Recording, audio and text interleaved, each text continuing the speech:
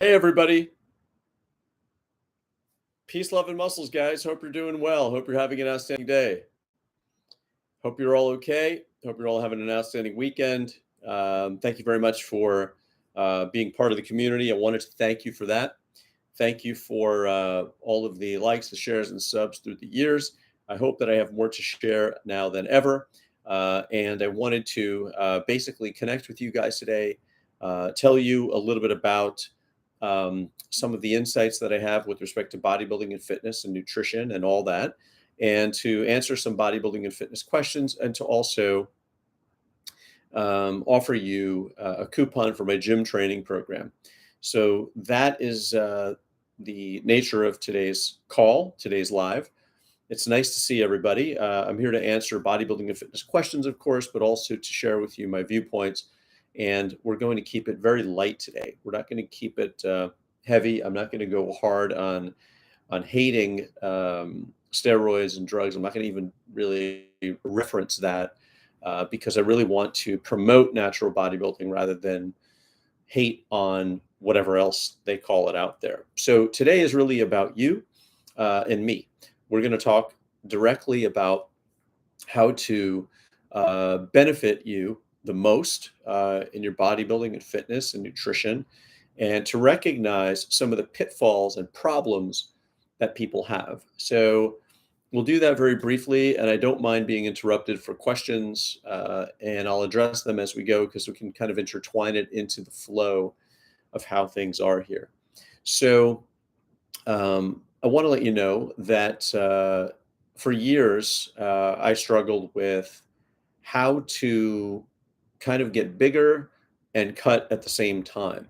You know, I would hang around sort of a bigger crowd, and then I would go home and start making decisions like I'm going to go get bigger now, and I'm going to start eating more, and I'm going to start doing all this and that, and then I would kind of spill over in my waistline, and then I wouldn't look so hot. Wouldn't look so great. And the next thing you know, I would see some maybe a commercial on television for somebody who was ripped. Maybe it was a cologne commercial or something, and I'd be like, "That's really the kind of physique that I want." Now you go the other way by doing more cardio and eating less and depriving the body and all this other stuff, and never really getting to where you want to be, because if you change the idea of what you want all the time, you're kind of playing a tug of war, an internal tug of war with the body. Peace, love, and muscles. So that's kind of the story that I dealt with for years. The struggle between, wanting to get bigger and stay cut at the same time, but not being able to figure that out either, because every time I would eat more, then I would kind of get fatter, or I would look fatter. I hate that word, but it's true. I would look fatter, and all the lines would go away. And then I had dissatisfaction with that too. So it took a while to kind of figure out the equilibrium. And again, this is natural bodybuilding. This is not using any drugs, steroids, supplements, diuretics, none of that stuff. This is trying to figure this out with just your own training, a good food scheme or regimen, and just kind of trying to feel good in the process without killing yourself or beating yourself up. So that's kind of a challenge, and it takes a while to kind of figure that out. And so when I was focused on getting bigger, I would lose all the lines. And when I was focused on getting cut, I would lose all the size. So you go back and forth. John Doe, peace, love, and muscles. Diego, peace, love, and muscles. Um, yes, you're ready to start cutting. So very, very quickly, let's cut to the chase. Um, it took a long time to figure out kind of how to remain, to have some semblance of size, and to also kind of get cut. And there are really two directions, right? We tend to think there's two directions. There's this bulk thing that we do, only to sometimes try to get rid of it all to see if we maintained a little muscle or pound or two after it all comes away, right? So you gain 30 pounds to hopefully keep two. It's kind of silly, right? Because it's, generally speaking, a lot of the junk that we use, the materials that we use to build those 30 pounds or to gain those 30 pounds, is not quality food. And so the body can't look like it's quality either. And so when we cut down from there, we expect it to look like, cut diamonds, but it doesn't because it's a bunch of junk to start with. So I believe truly that the best way to approach gaining what most people want, which is a combination of cuts, definition, and size, is to have a clean process throughout the entire process. To eat clean, to nourish the body, and to really support yourself with good nutrition, meaning focus on health as well, rather than just trying to cover macros, right? Which is kind of a ridiculous notion, but that's how we do it. So it wasn't until I really kind of understood all this that you start to kind of have an easier time and you start to sort of feel comfortable that you're actually moving in the right direction of how you feel that you should look with all this effort and all this thinking and all this stress and all this worry. So that's really the most important part.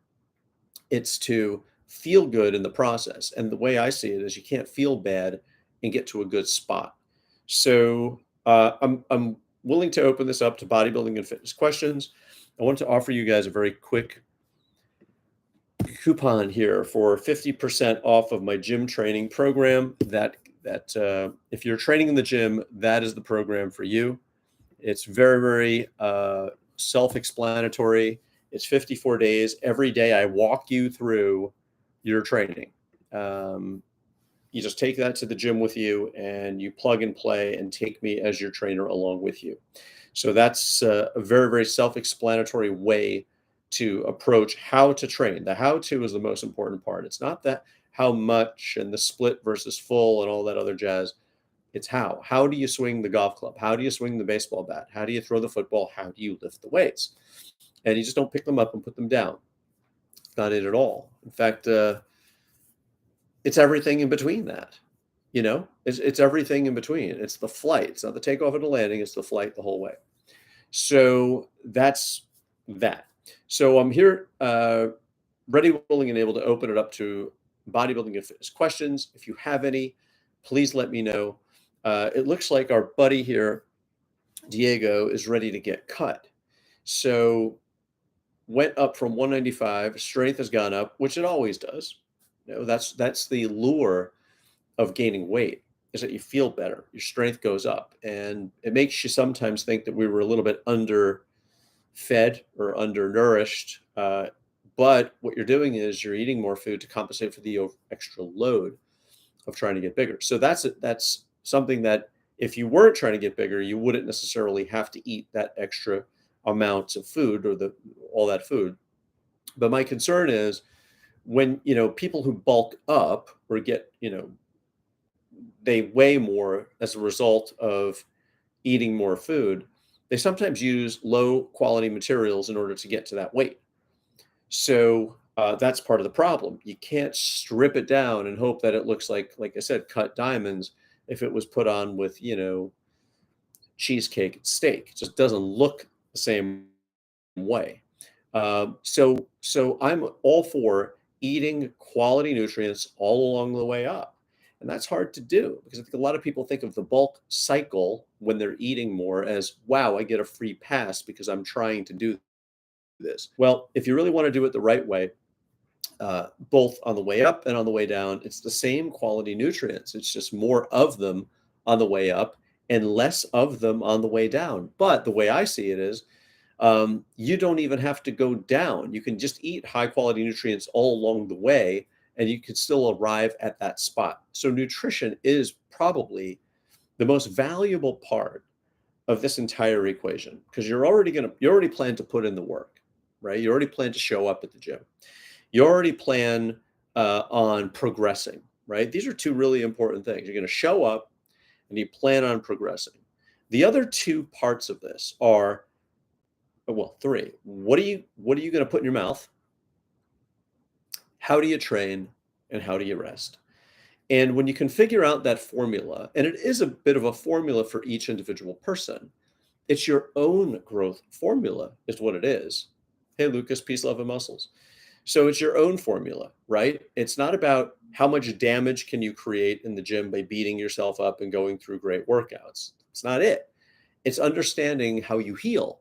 So if I beat myself up at the gym like crazy, Actually, I used a different dumbbells yesterday. I went to another gym and used dumbbells with a thicker handle, and that put a different spin on how my body feels today. And so I could beat myself up all I want, but if I don't know how my body heals, right? I can beat myself up, tear the muscle down, all that stuff. But if I don't really understand how do I come from a point of injury or trauma, if you will, to a point of recovery and beyond recovery, rebound, how do I know that I'm going to progress? Because most of us are just spending time in the beating ourselves up, almost breaking even, and then beating ourselves up again. And what you put in your mouth and how you rest has a lot to do with whether or not you even get back to even. So it is a game of finesse, but you generally know that by how you feel. Most people who are overtrained don't feel good. And I don't mean their muscles are sore. I mean this overall unit trauma, experience this overall unit exhaustion and overall unit trauma. So that is really important to know. So Diego says, do the types of calories matter? The types of calories are the only thing that matters. Uh, I'm still eating clean, just more. Absolutely. Working my way back down right now. Cheat meals are in the mix as well. So one can cheat. The problem with cheating is that we just generally don't know how it helps us or how it hurts us, right? So sometimes a cheat meal could actually have some of the nutrients that you actually needed. But what happens is if you already had some of those other nutrients, then you're overloaded in those. An example is saturated fat. You need saturated fat to operate properly. The problem is some of those cheat meals are overloaded in the saturated fat. And then what happens is you had other saturated fat in addition, and that creates this tipping point, if you will. If you knew exactly how the cheat meal integrated into your program or into your day, and you were able to account for that, then it would make a big difference. Example, in my nutrition program, I show you how to integrate a McDonald's Big Mac into a nutrient rich diet, nutrient rich meal plan. And that's really, really valuable because it's technology that knows how to do that. It knows how much sodium, it knows how much fat, it knows the actual valuable micronutrients that are actually in certain foods that we would consider junk foods or cheat meals. But if you don't know how that plays in, then you could be overloading yourself with those elements that you actually need. Hope that makes some sense. Um, let's see. Let's keep going here. I wanted to also remind you of how to train. So how to train is the most important thing, right? When you're learning to play golf, you have to know how to swing the club. When you're learning to play baseball, have to know how to swing the bat. When you're playing tennis, how to swing the racket. When you're swimming, how to have strokes. And this bodybuilding and fitness, we think it's like picking stuff up and putting it down. It's the in between that matters. So, Goose, I want to answer your question right now, but I want to put in there 50% off of my gym training program link. So that's for today only, for you viewers only. And we move on from there. By the way, inside the program is meditation. Goose, you talked about meditation. So, how much time do we spend for meditation during the entire week? So, in that program, in my gym training program, actually, in all of my programs are meditation modules. They are meditations for a specific purpose. They are guided meditations for peace and tranquility, sleep, inner happiness, accepting yourself, all that. I find that stuff very, very valuable. That's why it's in the program. Uh, I do these meditations myself, but this program has a person that I hired for this. His name is Ralph De La Rosa. He's taught everywhere this methodology from Google to Harvard. It's part of the program that I offer that's in my gym training program that the coupon is right there for. So time doesn't matter, right? How much time? Because a lot of people meditate, but they've got like they can hear their mother's thoughts in their head while they're meditating. So if I sat there for 4 hours and told you that I'm using quality meditation, but I've got my mom's voice in my head, I don't really know what was accomplished. So we tend to think of things in terms of time. It's not time; it's quality time in that experience, right? You can sleep a full night and not feel like you slept, and you can sleep 15 minutes and feel refreshed and feel good. So I don't think it has anything to do with time, Goose, and I don't think anything that is valuable should be measured in time. You guys probably know my poem, "Forget time as it will pass, in pursuit of all that lasts." Time is meaningless, and the reverse is true when your mission reveals the truth of you. It isn't how much time will pass or how much work to collect your due. The only thing that matters is clear. How truly connected are you? So it's more about connecting than it is about time. And you could make that same argument for meditation as well. Agreed? So peace, love, and muscles to you guys. Um, if you're interested in training in the gym, that is 50% off of my gym training program. This link that's on there already. And also, obviously, if you were interested in anything beyond that, you can DM me at Vix Natural or send me a message. I really appreciate you guys being part of my community. We'll stay on here for another 4 minutes or so to answer some bodybuilding and fitness questions. But I just wanted to make sure that you were aware that it's not really about trauma or damage or how much beating yourself upness you can do in the gym, but it's about how you heal. And that's what fitness is. And bodybuilding really, it's about healing and not about how much you can beat yourself up. It's not about having to beat yourself up, create this trauma in the body, and then break even, and then do it again, and then keep your entire, decade of this, you know, not progressing. What you want is to create a stimulus in the body and then somehow catapult beyond, right? You want to somehow just not recover. Recovering is like having the flu and then being able to just go back to work. Nothing is better off as a result. You just healed up to where you were. You want something of substance. You want to rebound beyond right where you were. You want to go down and boing back up. And the way you do that is with nutrition, the language you use when you talk to yourself, and proper training. Um, should you wear flex bands on abs? I don't even know what flex bands are, my friend. Um, I don't know what flex bands are, but no. I'm going to say no. I don't even have to. I don't know what flex bands are, but you shouldn't put anything around your waist. Um, in the past, you mentioned that you don't rely on squats. Is there a better exercise you recommend? I like to spare my knees.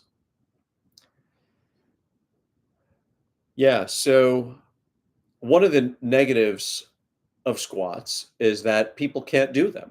They're not flexible enough to do them. They're not athletic enough to do them. Their core is weak. They have bad lower back. They have knees. They have no flexibility in the ankles. That's it. There's very few people who can squat. There's only one guy that I know of at my gym who can squat, who looks like who can do a good squat. There's hardly anybody can do one. And one of the reasons for that is because I think a lot of people put on way too much weight and they just try to push themselves up. They go down and push themselves up. When in truth, a squat is a very prescribed, specific maneuver that you should be able to accomplish without any weight at all. And I think the second you put too much weight on, it all of a sudden throws the body out of whack. So it requires obviously concentration. There's a higher level of stress. There's a higher level of risk with that exercise. So that takes up a lot of bandwidth, thinking about it, thinking about coming back up, thinking about balance, thinking about the lower back, the core, worrying the whole time, all that. So, of course, leg press is the way to go, right? You lock and load, you don't have to think about it. All the energy that could be spent that was on the stress and worrying about maneuvering the weights up or getting yourself from the down position to the up position is now utilized toward training the legs or focusing on your quads. So definitely you would want to focus on leg press. You'd want to focus on leg extensions. I like leg extensions, guys. Um, People will say that they're, tough on the knees.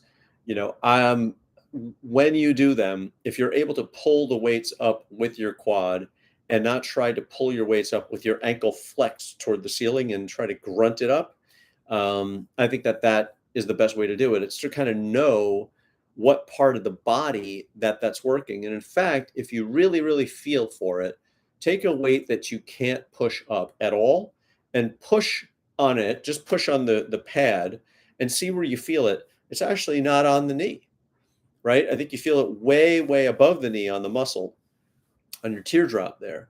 So don't try to find a weight that you can almost manage using your knees. Try to find a weight that is light enough that you feel it moving up with the quad and you're moving it down with the quad. And in fact, light enough that you're actually able to extend your leg completely and flex when the weight is in the apex position or the contraction position, so you can flex your legs independent of the weight. Try that. So what I would do if I were you is I would start off with leg extensions and then I would do leg press. Peace, love, and muscles to you, man. So guys, we're going to sum this up. Thank you for being part of the community. I really appreciate it. That is 50% off my gym training program. I figured I would throw that up there today to give you guys a chance to take me to the gym with you. I think you'll absolutely love it. When you click on that link, you'll see it's a coupon automatically for half price the program. And then also, like I mentioned before to Goose, it has meditation. It has, did we mention it to Goose? Yeah. Yeah. Mentioned it has meditation. It has yoga. It has how to sleep better. It has try to find inner peace and tranquility, happiness, all that included in the actual gym training program. It's a separate module, but it's actually in there. So I would love for you guys to give it a shot. Peace, love, and muscles. I really appreciate you guys being part of the community. What do I think about ashwagandha, ginseng, or kuma as a natural booster during training sessions? I don't know anything about that stuff. I don't think about having to have a natural booster. I don't know why people are even Googling natural booster. Goose, people aren't even eating right or sleeping enough, and we're Googling like what kind of stuff to do. Why don't we just eat right, sleep right, and see what we need? I don't know anything about that stuff. I mean, can I Google it too? And fake expert stuff like the rest of the people are doing? Yeah. Even if I said it helps, how would you know? I think it's all, man, I think we're kind of jerking around. I think a lot of people are just jerking around. They don't want to do this hard stuff. So, they're doing these wacky things on abs so they don't have to go do the decline sit up. It's the same kind of thing. They're sleeping 6 hours a night and trying to figure out a good pre-workout. None of that matters, honestly. So if it's not food, and it's not in the supermarket, and it's not coming out of the ground, and it's not automatically a part of something that I would eat, but it has to be formulated and synthesized and produced and jarred and bottled and shipped and all that stuff. I mean, 99% of the stuff that you need is already in the produce aisle, right? So, not sure we need to kind of go there. I will tell you that I'm not an expert in supplements because I don't take any supplements. And I think that a lot of people are willing to tell people, hey, take this because I think it's going to work. And we just go ahead and listen to them. And they don't even have results. I was on TikTok the other night seeing some guy sell cut plans and bulk plans, and he's not bulky, cut plans, and he's not cut. I don't know. I don't know what's going on out there, my man. But peace, love, and muscles. You'd be better off getting the gym program. I love you guys. Please take care of yourselves. Thank you for being part of my community. I'm signing off. I love you all.